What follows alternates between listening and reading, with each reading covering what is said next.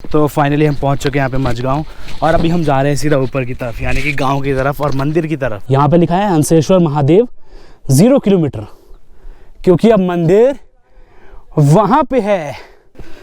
ये तो इतनी हवा टाइट होगी।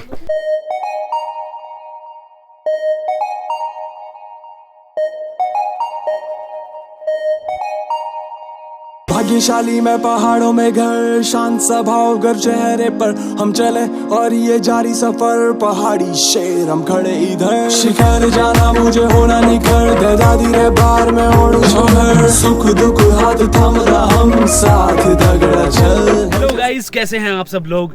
तो आज अभी मैं इस वीडियो में जा रहा हूँ सीधा अपने गाँव की तरफ और सीधा जा रहा हूँ मंदिर की तरफ। ट्रैकिंग बहुत ही मज़ेदार होने वाली है। लगभग 5 किलोमीटर का रास्ता है यहाँ से हंसेश्वर महादेव। तो चलो मेरे साथ फॉलो करो, मुझे दिखाऊंगा बहुत सारी चीज़ें आपको, जैसे कि इस गांव में क्या चीज़ें होती है, क्या चीज़ें नहीं होती, मंदिर कितना दूर है, कहाँ कहाँ से जाना है हमें, हर चीज़ दिखाऊंगा। चलो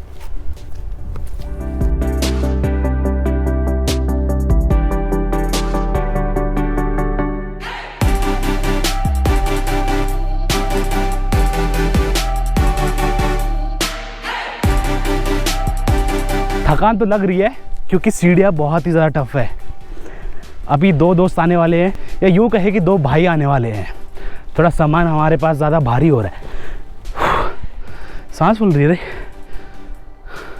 क्योंकि बैग बहुत भारी है। लगभग 15 किलो से ज़्यादा इसका वज़न है, उससे भी ज़्यादा।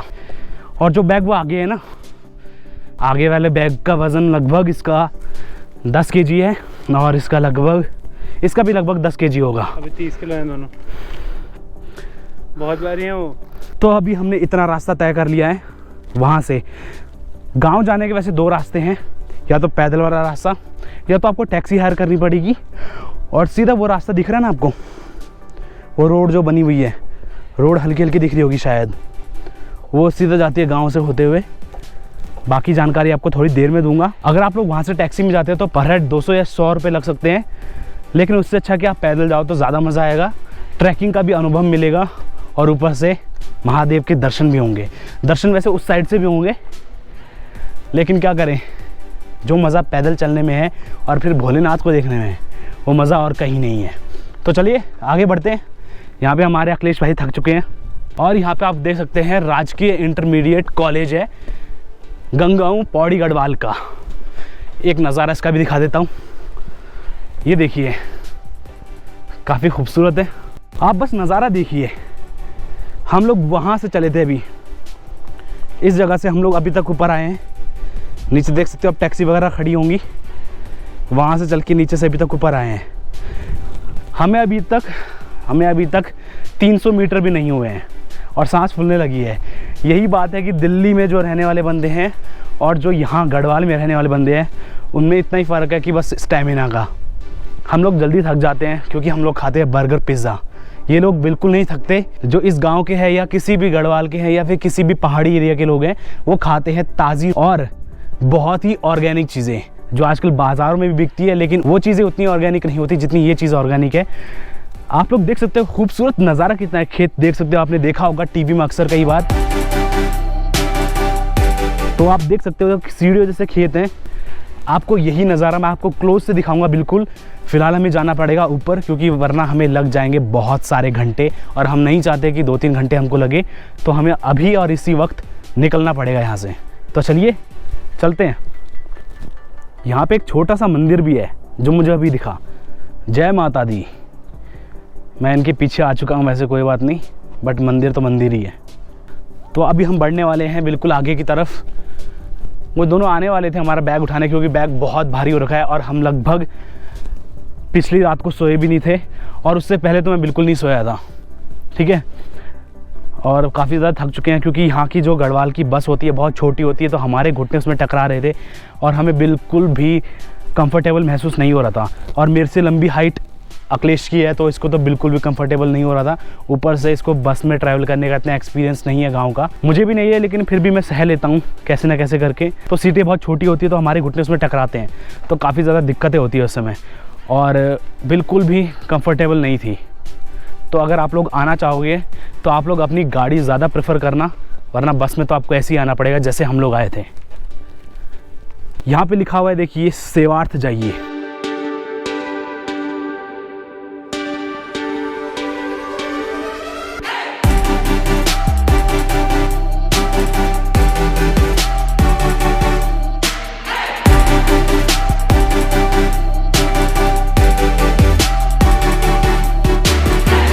हमें अब ये रास्ता पकड़ना पड़ेगा सीधा ऊपर जाने के लिए। इस रास्ते से हम सीधा ऊपर जाएंगे। और आपको उससे पहले एक चीज़ दिखा दूँ, ये जो पेड़ है, ये अखिलेश आप बताओ किस चीज़ का पेड़ होगा? किनगोड़े का। किनगोड़े का पेड़ है ये। मतलब इसमें अभी मेरे हाथ ऐसे फंसने वाले थे तो मुझे चुभा, तो मुझे तुरंत याद आया कि ये किनगोड़े के पेड़ है। इसमें ऐसे ऐसे करके कुछ दाने निकलते हैं जिसको हम कहते हैं किनगोड़े, उसको हम खा भी सकते हैं। और इनसे दवाई बनती है। और इनसे दवाई भी बनती है। कौन सी दवाई बनती है? दवाई अलग अलग औषधियाँ बनती हैं। अलग अलग औषधियाँ बनती है। और कई बार मैंने देखा कि गांव के लोग इन पत्तों को भी तोड़ते हैं, तो शायद इनका भी कुछ महत्व हो सकता है। लेकिन अगर आप इनको पकड़ो तो सही से पकड़ना, क्योंकि इन पे होते हैं थोड़े बहुत कांटे जो आपको चुभ सकते हैं। फिलहाल मौसम की बात करें तो मौसम बहुत ही ज़्यादा सुहाना हो रखा है। ठंड बहुत ज़्यादा है इस गाँव में, लेकिन फिर भी बहुत ही ज़्यादा शानदार हो रखा है। मतलब आप देख सकते हैं धूप बिल्कुल खिली हुई है, तो मज़ा आ रहा है। और शाम को यही धूप चली जाएगी तो हमारी फट जाएगी, क्योंकि बहुत ठंड होने वाली है। एक और चीज़ मैं आपको दिखाता हूँ, ये जो पेड़ है इसको कहते हैं पिरूल का पेड़, और अगर दूसरी भाषा में कहें तो चीड़ का पेड़ कहते हैं। ये जब सूख के गिरता है ना तो इस तरीके से गिरता है। और होता है क्या है कि जब गर्मियों में गिरते हैं बहुत ज़्यादा, तो इसमें पैर फिसलने के चांसेस सबसे ज़्यादा रहते हैं। और जब ये फैले रहते हैं तो अगर आप यहाँ से फिसले तो आप सीधा जाओगे रॉल में, यानी कि समुद्र में जाओगे आप। तो इस चीज़ का ख़ास ध्यान रखना अगर आप गर्मियों में आते हो उत्तराखंड में, तो ये चीज़ें बहुत ज़्यादा परेशान करने वाली है आपको, ख़ासकर पिरूल के जो ये पेड़ होते हैं ये चीज़ें। तो फिलहाल हम उस रास्ते जाने वाले हैं, इधर जाना राइट साइड, क्योंकि हमें वो रास्ता पकड़ना है पीछे वाला।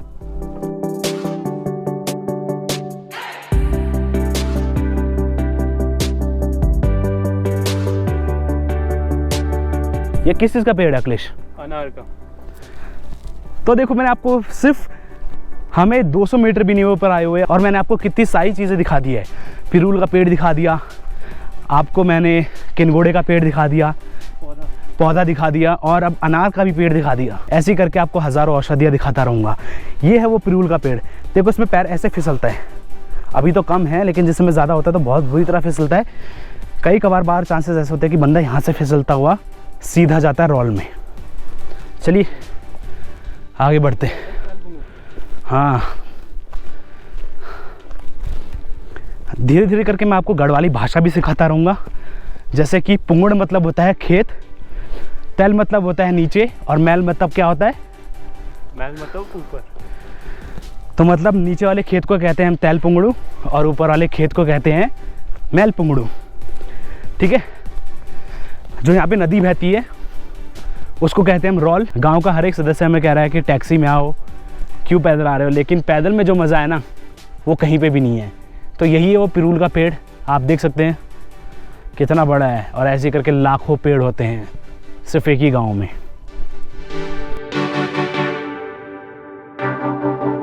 काफ़ी ज़्यादा मज़ा आ रहा है मुझे चलने में, लेकिन नीचे देखना भी बहुत ज़्यादा इंपॉर्टेंट है, क्योंकि यहाँ पे सबसे बड़ी चीज़ है नज़र हटी तो दुर्घटना घटी। क्योंकि देखो रास्ता भी इतना पतला है ना, नज़र आपकी हटती है तो सीधा आप नीचे गिरोगे, फिर भाई आपको भगवान ही बचा सकता है और कोई भी नहीं। तो हम धीरे धीरे करके ऊपर चलते हैं, जाते रहेंगे, आपको दिखाते रहेंगे नज़ारे। तो इस समय लगभग हम 400 मीटर की ऊंचाई पे आ चुके हैं अगर हम रास्ता नापे तो।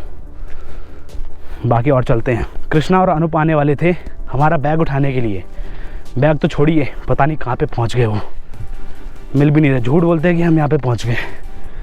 हम लोग काफ़ी थक चुके हैं, क्योंकि सुबह 4:30 बजे से हम निकले हुए हैं और शाम के 4:30 बजने वाले हैं।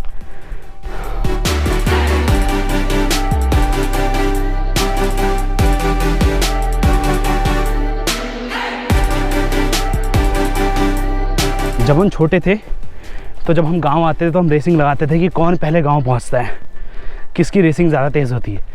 लगभग 650 मीटर की ऊंचाई पे आ चुके हैं। अगर हम टैक्सी से आते तो ये जो रास्ता दिख रहा है ना आपको, यहाँ से शायद रोड ना दिख रही हो, लेकिन मेरे हाथ को अगर फॉलो करते जाओगे मेरी उंगली को, तो ये रोड जाती है सीधा सीधा सीधा, फिर ऐसे गांव से घूमते हुए, हमारा गांव नहीं दूसरा गांव, फिर सीधा जाती है ऊपर ऊपर ऊपर, फिर सीधा मिलती है महादेव के मंदिर के सामने। हम भी उसी रास्ते जा रहे हैं, लेकिन हम इस रास्ते से आए हैं और अब सीधा सीधा सीधा सीधा उस रास्ते से जाएंगे। क्योंकि यहाँ पे आपको पॉल्यूशन का पी भी नहीं मिलेगा, ठीक है। पेड़ इतने ज़्यादा हैं, लेकिन फिर भी हमें पेड़ों को बचाने की बहुत आवश्यकता है।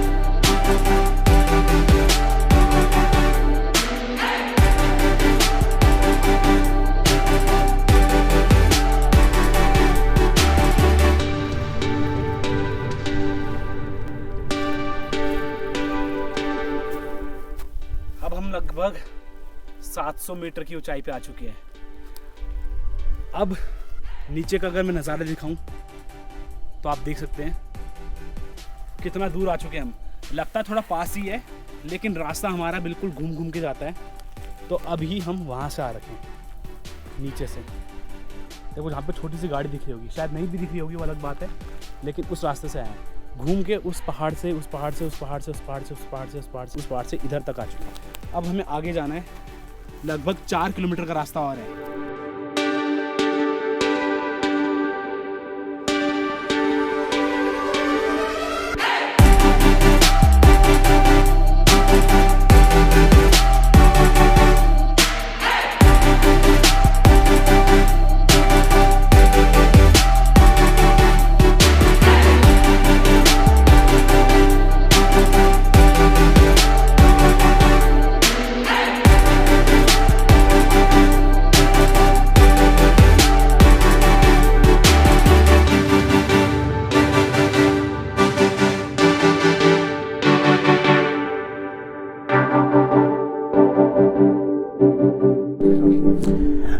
तो यहाँ पे हमने थोड़ा सा रेस्ट लिया।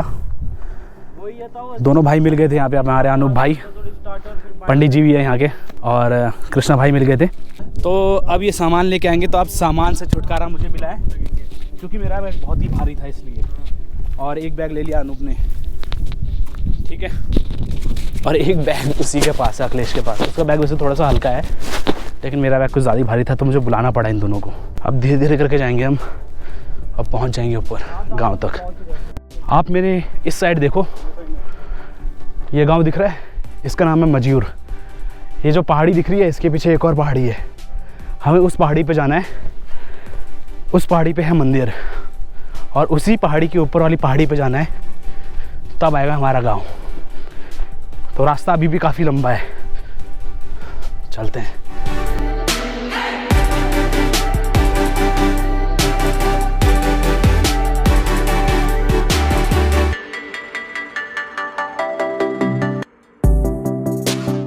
ये किसी की छन्नी है। छन्नी मीन्स जहाँ पे गाय रहती है, यानी कि तबेले। और ये जो पेड़ दिख रहा है आपको, इस पेड़ पे बचपन में हम चढ़ा करते थे, इसमें खेला करते थे छुपन छुपाई करके। उस समय काफ़ी घना था ये, और उसमें काफ़ी बड़ा लगता था, लेकिन इस समय काफ़ी छोटा लग रहा है। मजयूर गांव छोटा सा है, लेकिन सुंदर है। सिर्फ 2 पहाड़ बाकी हैं। लगभग 2 किलोमीटर का रास्ता तय कर लिया हमने, अब 2 और बचे। ये पहाड़ दिख रहा है, इसके नीचे वाले पहाड़ से हम लोग आए। पूरी खड़ी चढ़ाई है, इसलिए ज़्यादा दिक्कत हो रही है। वो पहाड़ पार करना है।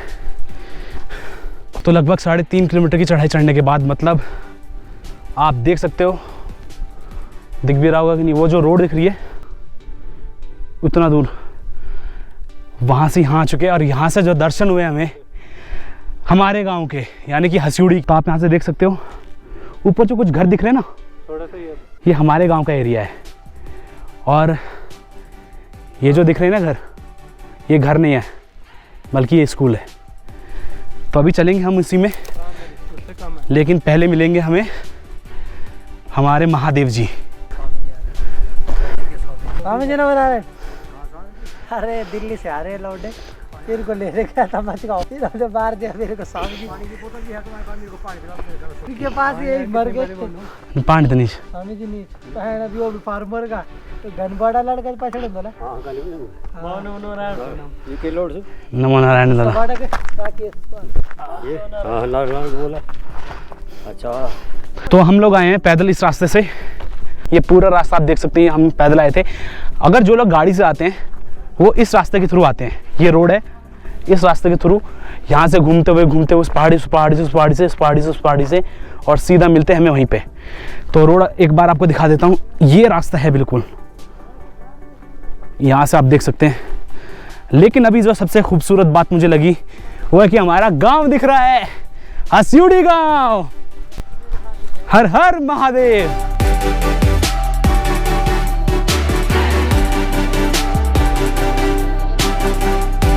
एक खास बात है, रोड को ज़्यादा टाइम नहीं हुआ यहाँ पे बने हुए, लेकिन रोड तब बनी है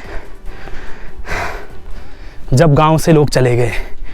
तो काफ़ी दुख की बात है, जब तक गांव यहाँ पे भरा फूला रहता था रोड नहीं थी। अब रोड बनी है तो लोग ही नहीं है, तो ये थोड़ा दुख की बात है। लेकिन फिर भी ओकेजनली हम मिलते हैं, जैसे कि इस बार मिले हैं। और यहाँ से हमारा मंदिर भी दिख रहा है, हंसेश्वर महादेव। देखिए वो जो मंदिर है हमारे गांव का मंदिर है, प्राचीन काल से है। यहाँ पे लिखा है हंसेश्वर महादेव 0 किलोमीटर, क्योंकि अब मंदिर वहाँ पे है, बस 200 मीटर की दूरी पे, और मंदिर हमारे सामने। फाइनली इतना लंबा सफ़र करने के बाद फाइनली इस रास्ते पहुँच चुका हूँ। अगर मैं सोया भी हूँ तो बस 2 घंटे या 2.5 घंटे बस। गला पूरा सूख चुका है, सांस फूलने लग गई है। जितना भी दिल्ली में बर्गर खाए हमने, पिज़्ज़ा खाया है, मोमोज खाया है, सब आज निकल चुका है। थकान बहुत ज़ोर की लग चुकी है। अब मंदिर में बैठेंगे हम आधे घंटे और उसके बाद सीधा चलेंगे गांव की तरफ।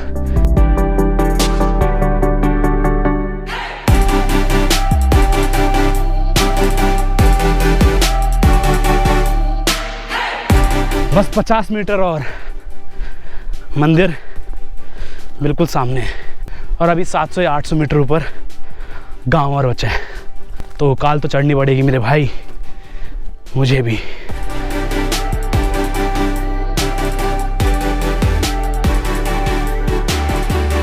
तो मेरी ट्रैकिंग यहीं पे सफल होती हुई और मैं फाइनली महादेव के द्वार पहुंच चुका हूं।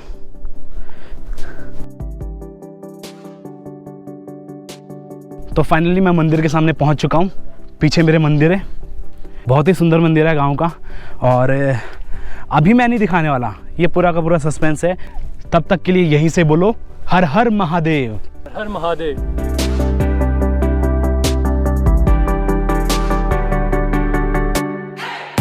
मैं मंदिर की बाकी डिटेल्स और ब्रीफ में आपको हर एक चीज़ बाद में दिखाऊंगा। शिवलिंग भी दिखाऊंगा जो कि प्राकृतिक है। तो बस बने रहिए वीडियो में। थक चुका हूँ, तुम्हारा भाई थक चुका है, और आज रात भी अभी सोना नहीं है। 2-3 बजे तक जगराते चलेंगे, और गढ़वाली में उसको हम जागर कहते हैं, तो वो देखेंगे पूरी रात। ठीक है, तो आज की वीडियो मैं यहीं पे ख़त्म करना चाहता हूँ, क्योंकि मैं बहुत थका हुआ हूँ और मुझे जाना है अभी गांव की तरफ। तो वो दोनों बंदे जा चुके हैं और गांव मेरा उस साइड है, आप देख सकते हैं, दिख रहा होगा कि नहीं, लेकिन वो उधर की साइड मेरा गांव है। तो मिलते हैं ठीक वहीं पे, और नेक्स्ट व्लॉग में हम कंटिन्यू करेंगे। ठीक है, तब तक के लिए जय हिंद।